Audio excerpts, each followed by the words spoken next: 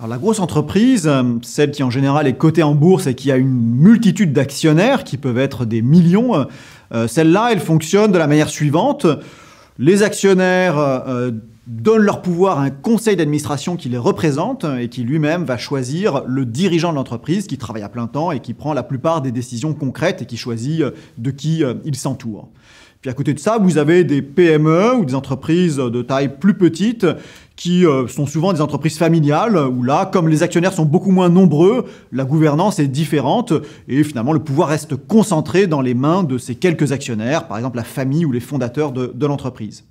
Vous avez aussi un secteur associatif ou d'autres formes d'organisation. Par exemple, si vous travaillez pour une université, si vous êtes prof dans une université, eh ben, ces organisations-là, leur fonction n'est pas la maximisation du profit. Et donc, elles sont évidemment organisées de manière différente. Elles ont des statuts qui définissent la mission de l'organisation et la manière dont, là aussi, le pouvoir va être réparti. Pour beaucoup d'entreprises, et pas simplement petites et moyennes, la gestion du personnel n'a pas à se préoccuper du droit du travail, du droit social en général. D'autant qu'on a tendance à considérer que si on fait du droit, on nuit à l'efficacité de la politique de personnel.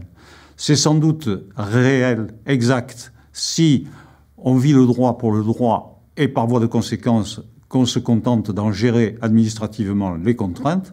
Par contre, il est possible d'utiliser le droit comme instrument de stratégie à partir d'une approche organisationnelle du droit social, ceci d'autant que l'entreprise est à la fois sujet et objet d'organisation. Dans cette perspective, on aura le souci d'adapter les normes au contexte particulier de l'entreprise et de gérer préventivement les risques du personnel. Dans cette vision-là, l'accord collectif devient outil de management.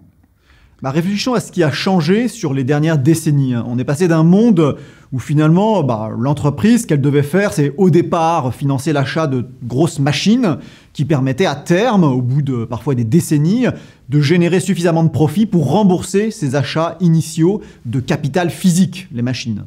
Aujourd'hui, les machines jouent un rôle moins important. On est dans une économie qui est beaucoup plus dématérialisée. Ce qui compte, c'est le capital humain. C'est d'être capable d'attirer des gens talentueux qui vont rester dans l'entreprise et qui vont y adhérer suffisamment pour, au fond, vraiment mettre tout leur cœur à l'ouvrage. Et donc ça veut dire que le métier de dirigeant, il consiste à essayer de vraiment emporter l'adhésion de ces personnes talentueuses, parfois d'en faire des actionnaires plutôt que des salariés, et donc d'axer beaucoup plus la politique de l'entreprise et sa mission sur la question du capital humain et du talent. Le droit du travail que nous connaissons a été conçu par et pour la civilisation de l'usine.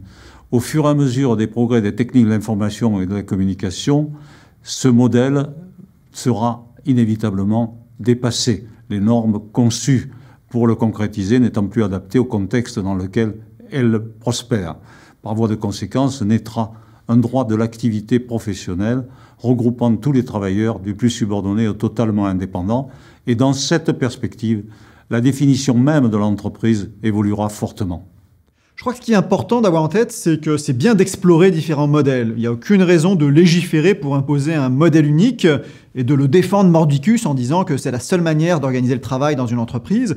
Et donc c'est tout à fait légitime et même c'est quelque chose à encourager d'explorer des modèles d'organisation différents.